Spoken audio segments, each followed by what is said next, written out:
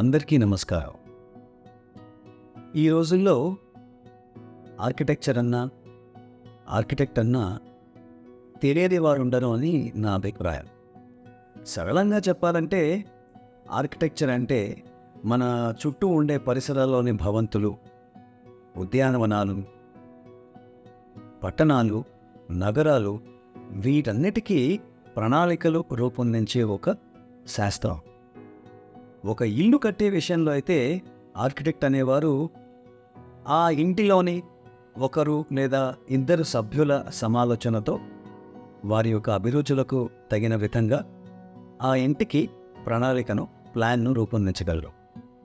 అంతకంటే క్లిష్టమైన భవంతులు, నగరాలు, ఉద్యానవనాలు వీటి కోసం ప్రణాళికలు రూపొందించాలంటే ఒకరు ఇద్దరు కాదు, ఎన్నో మంది, ఎన్నో వందలు, ఎన్నో వేలు లేదా ఎన్నో లక్షల మంది అభిరుచులకు తగిన విధంగా వారి సౌకర్యార్థం చేయబోతున్న పని కాబట్టి వారంతమందికి కూడా తగిన విధంగా ప్రణాళిక రూపొందించటమే ఒక ఆర్కిటెక్ట్కి ఉన్న అతిపెద్ద ఛాలెంజ్. ఒక ఆర్కిటెక్ట్ అంతమంది ప్రజల అభిరుచులకు, వారి హృదయాలను స్పృశించే విధంగా తన ప్రణాళికలు రూపొందించవలసిన పరిస్థితి ఉంటుంది. మరి అటువంటి సృజనాత్మకతతో పనిచేయవలసిన నేపథ్యంలో హృదయం యొక్క పాత్ర ప్రాముఖ్యంగా ఉంటుందా లేదా మెదడు యొక్క పాత్ర ప్రాముఖ్యత ఉంటుందా అన్నది ఈరోజు మనం ఆలోచన చేసి దాని గురించి మనం ఒక అభిప్రాయానికి రావాల్సిన తరుణం. ఇందులో భాగంగా ప్రస్తుతం ఆర్కిటెక్చర్ విద్యను అభ్యసిస్తున్న విద్యార్థులు, అలాగే ఈ మధ్యనే ఆర్కిటెక్చర్ అనే రంగంలో ఉన్నత విద్యను పూర్తి చేసుకొని వారికి ఇష్టమైన ఆర్కిటెక్చర్ రంగంలో రాణిస్తున్న కొంతమంది నిపుణుల నుంచి వారి అభిప్రాయాలను మనం ఈరోజు తెలుసుకుందాం. ఆర్కిటెక్చర్ అంటే మనకు సహజంగా పెద్ద పెద్ద చారిత్రాత్మక కట్టడాలు అటువంటివే మనకు స్మరణకు వస్తాయి. కానీ అవి మనుషులను కలిపే మాధ్యమాలుగా ఒక ఆర్కిటెక్చర్ విద్యార్థి అభిప్రాయపడ్డారు. ఆ అభిప్రాయాన్ని వారి మాటల్లోనే విందాం.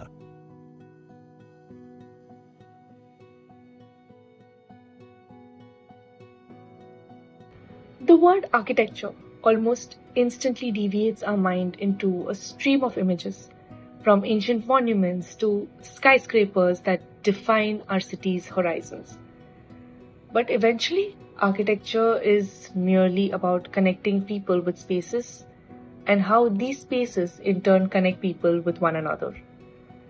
Our built environment has never ceased to influence our minds.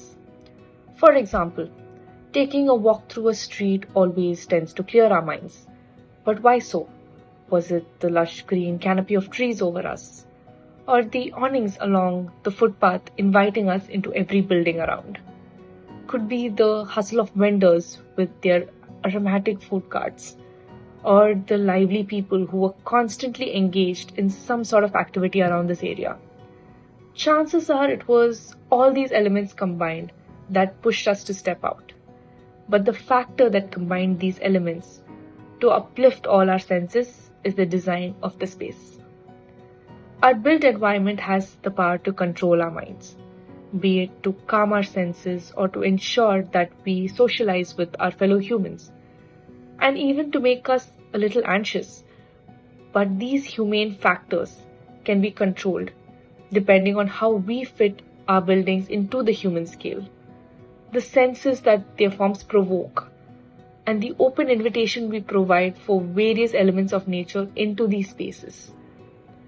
Architecture can make or break a space unless we design with humans at its heart. ప్రశ్న ఒకటి, కానీ దాన్ని అర్థం చేసుకునే రీతిలో కానీ దాని గురించి ఆలోచన చేసి ఎక్స్ప్రెస్ చేసే విధానంలో కానీ భిన్న కోణాలుంటాయి. మనం నివసించే ఇంటిని డిజైన్ చేసేటప్పుడు మన అభిరుచులకు తగ్గట్టుగా ఆర్కిటెక్ట్ డిజైన్ చేయాలి కాబట్టి మన హృదయాన్ని స్పృశించే విధంగా తన పని ప్రతిబింబించాలి కాబట్టి హృదయంతో ఆలోచిస్తారు అని అంటున్నారు. కానీ అంతకన్నా పెద్ద భవనాలు చేసేటప్పుడు దానికి సాంకేతికత జోడించాలి కాబట్టి మెదడుతో కూడా పనిచేయాల్సి ఉంటుంది అని మరొక నిపుణులు చెప్తున్నారు.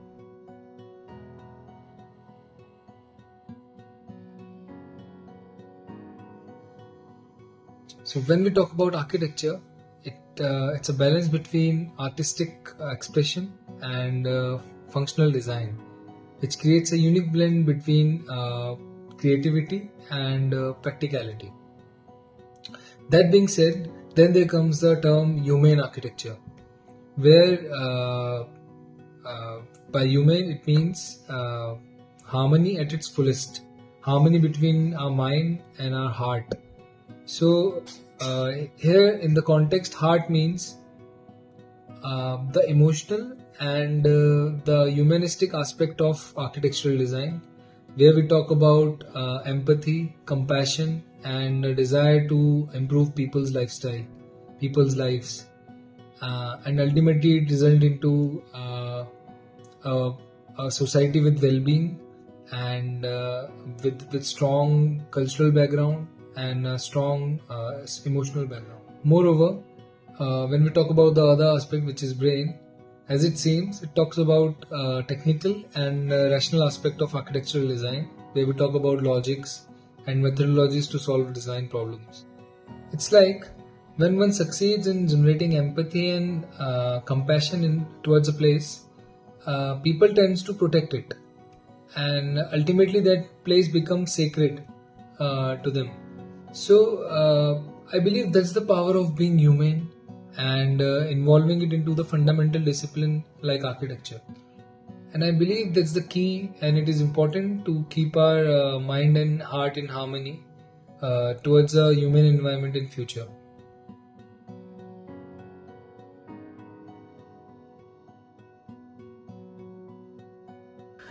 I'm here to shed light on the remarkable interplay of human heart and brain in the world of humanitarian architecture.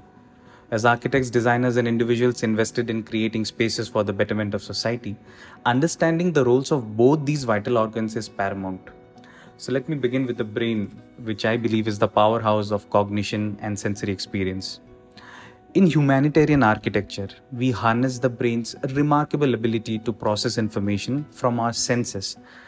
Now, by utilizing lighting, colors, textures, and acoustics, we craft these environments that nurture comfort and stimulate positive emotional responses. The goal is to elevate the cognitive load on occupants, enabling them to focus on their pursuits and these thoughtfully constructed realms. Now, if I delve into the heart, which in my perspective is the epicenter of emotions and social connection, humanitarian architecture seeks to touch the hearts of its occupants.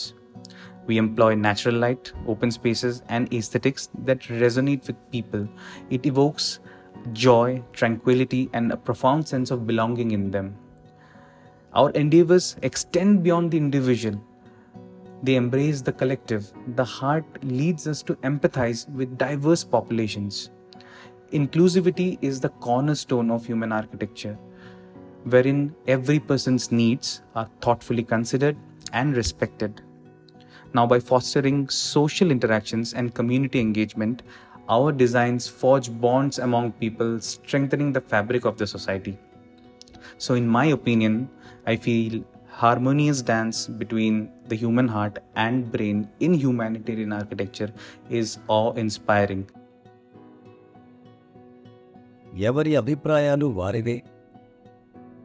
ఈ సంభాషణలో మనతో పాల్గొన్న ఈ నిపుణుల వ్యక్తిగత అభిప్రాయాలు అయినా సరే, వాటన్నిటినీ కలిపి మనం సమాలోచన చేసే ప్రయత్నం చేస్తే, మనం గ్రహించే విషయానికి వస్తే ముఖ్యంగా ఆర్కిటెక్చర్ లాంటి సృజనాత్మక వృత్తిలో ఫలితం హృదయాన్ని స్పృశించే విధంగా ఉండాలి అంటే, దాని రూపకల్పన చేసిన వ్యక్తికి హృదయంతో పనిచేసే సూక్ష్మ గ్రాహ్యత, సున్నితత్వం ఉండాలి అని ఇంతవరకు మనకు అర్థమవుతుంది. మెదడు సహాయంతో విషయ సమీకరణ చేసి తద్వారా నేర్చుకున్న జ్ఞానాన్ని తాను హృదయంతో అనుభూతి చెందుతూ వేరొకరికి చక్కని అనుభూతి కలిగించే విధంగా చేయవలసిన పనితో జోడిస్తే అప్పుడే ఆర్కిటెక్చర్ అనే శాస్త్రానికి, ఆర్కిటెక్ట్ అనే నిపుణుడి యొక్క పాత్రకి సంపూర్ణ సార్థకత లభిస్తుంది. హృదయం ద్వారా హృదయాలను తాకే విధంగా ఉండే ప్రయత్నం ఎంతో అద్భుతమైనది, దివ్యమైనది అని మన గురువులు చెప్పారు. కాబట్టి అంకిత భావంతో చేసే ప్రతి పనిలోనూ హృదయం యొక్క పాత్ర చాలా ఉంటుంది అని మనం సూక్ష్మంగా ఈరోజు ఈ సంభాషణ ద్వారా తెలుసుకోగలిగాం. అంతర్జాతీయ యువజన దినోత్సవం సందర్భంగా అందరికీ, మరీ ముఖ్యంగా యువతకు శుభాకాంక్షలు, హృదయపూర్వక ధన్యవాదాలు. నమస్కారం.